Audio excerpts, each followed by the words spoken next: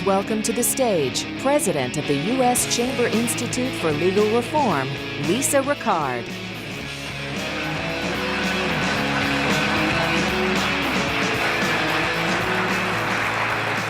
Good morning, everyone, and welcome. It's great to see all of you here today. I could tell you're already having a good time. Lots of noise going on from back there. We gather once a year at this summit for a good reason, to sharpen our perspective on the litigation landscape. Last year, we went on a liability odyssey and looked at how to avoid future shock. This year, we're going to look at another challenge that might seem to belong in a sci-fi novel or movie, except that it's terribly real: the litigation machine. Now, many machines enhance or improve our lives. We carry supercomputers in our pockets, we're developing cars that drive themselves, and many, many machines save lives. These are all great things. But in spite of their incredible benefits, there's sometimes a darker side to machines. Our machine metaphor is not meant to be a positive one. Our litigation machine is more grotesque than good design, more destructive than productive. Essentially, it's more monster than machine. Throughout modern history, humans have inherently feared an overly mechanized, excessively automated world.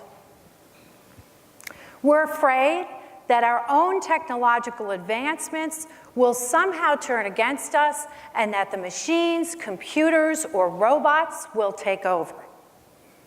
This fear can be traced back as far as Mary Shelley's Frankenstein. Throughout the 20th century and now into the 21st, there is an increasing worry that somehow we'll go too far. And the reasons are simple. With every efficiency, we risk losing some humanity, and we're painfully aware of that. Hollywood has always played on this fear, and we've seen it over and over again in our favorite sci-fi movies, where we've been terrified of the Borg, the Terminators, the Cylons, the Matrix, and let's not forget the Jurassic Park raptors.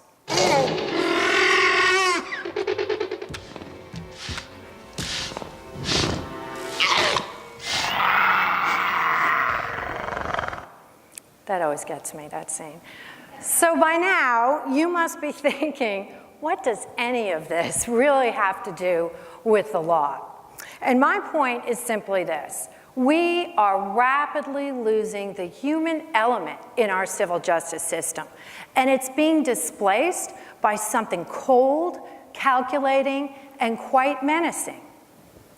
Let me take you back for a few minutes to the good old days when I was a young attorney full of hope and idealism.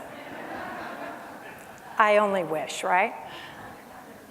I always viewed the law as a noble profession, not as an industrial complex.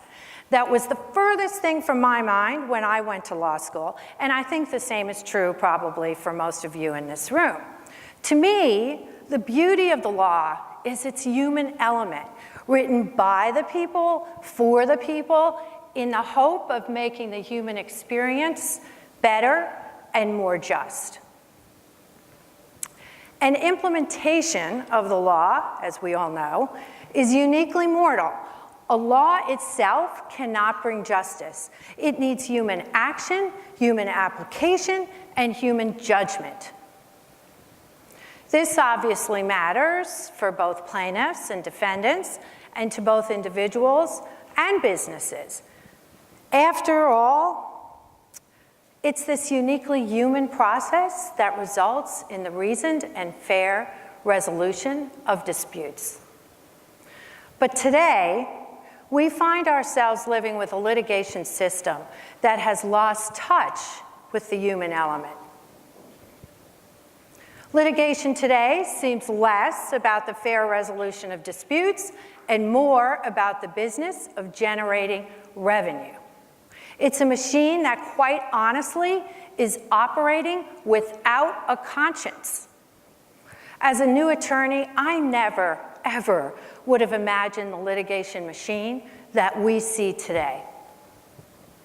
For instance, litigation finance is industrializing the practice of law, and that might be putting it mildly. Funding lawsuits for the sole purpose of making a return on investment is anathema to justice. The fact that this practice is growing rapidly with new and sophisticated global entities that are thriving is evidence to me of how the legal profession is turning into something very different from its origins. The profession is largely becoming a profit machine. Take, for example, Gerchen Keller, a major US litigation funder which lent $100 million to the Aiken Mears law firm to purchase mass tort cases from other law firms. Should a person's lawsuit become a commodity that is traded on the open market between law firms? The latest litigation financing tool, I don't know if you've seen this, that blew my mind is the computer program that uses algorithms based on factors such as a judge's record and the type of lawsuit to predict lawsuit outcomes and guide funding decisions. How do all these lawsuits originate? Often through mass advertising, an integral component of our litigation machine. Ads online, on television, systematically harvest often unwitting clients who are then fed into the machine, which turns them into money, lots and lots of money, which disproportionately goes to the attorneys running the machine. It's a reality that was in a way predicted by disbarred trial attorney Bill LaRock, who infamously said, "I have the greatest practice of law in the world, I have no clients." Let's look at another component of the litigation machine, no injury class actions. Well, I believe these cases speak for themselves, don't they? No injury. If someone had used that term with me when I was in law school, I would have thought it was a joke. If there's no injury, how can there be damages, let alone a lawsuit? And how could a judgment against a defendant in this situation possibly be fair? If you have any doubt that something unnatural is going on, think about the fact that no injury class actions not only exist, they're generating enormous revenue for the litigation machine. Fairness be damned. Multi-district litigation is yet another component of the litigation machine, and that it's far, far removed from what we used to know as justice.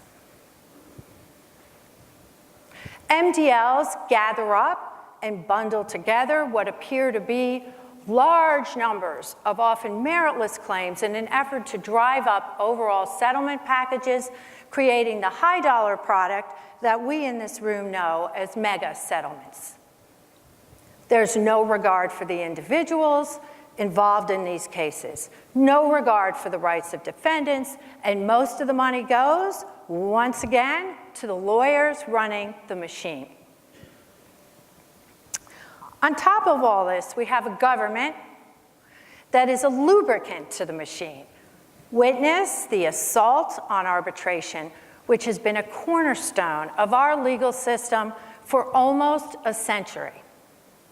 Today, there are multiple federal agencies doing away with this very effective, very efficient way of dispute resolution in favor of class actions that ultimately reward, once again, the lawyers running the machine. Don't take this just from me. The trial bar's industrial approach to litigation was on display just last week at the annual Mass Torts Made Perfect conference in beautiful Las Vegas. Workshop titles included, and I am not making this up, automating your intake and package follow-up process. The chassis is already built, how digital engines will power mass torts. The Department of Justice's selective prosecution of mass torts attorneys. Or as we call it, how to not get indicted. Is anyone in this room wondering still why the theme of this summit is the litigation machine? Another title that caught my eye was generating cases through TV leads without risk. Without risk in this context is not a term of justice, my friends. It is an investment term. Let me be clear, this isn't just us. There are some in the plaintiff's bar who are disgusted with what's going on. Even, you're going to find this hard to believe, even Florida trial attorney John Morgan, whose name appears on nearly every taxi and billboard throughout the Southeast, has noted the abnormal, unsavory shift in litigation processes and practices. He recently sent out an open letter distancing himself from the culture and tactics of mass torts made perfect. Listen to how he describes their conferences. The vendors' hall looks more like a Sodom and Gomorrah bazaar than a venue for enhancing our practices. I now notice that federal judges are being invited. And why? To influence MDLs? And what must they think as they are exposed to these tactics and optics? There are lead generators there. The group that I think is most likely to do us, meaning plaintiffs' lawyers, the most damage. I cannot bear to read the rest of this out loud, but I do think that John Morgan hit the nail on the head. Is there any doubt that the law has become a well-oiled machine that profits once again the lawyers and the funders running it? Today, we're going to look at the components of the litigation machine and how they interrelate.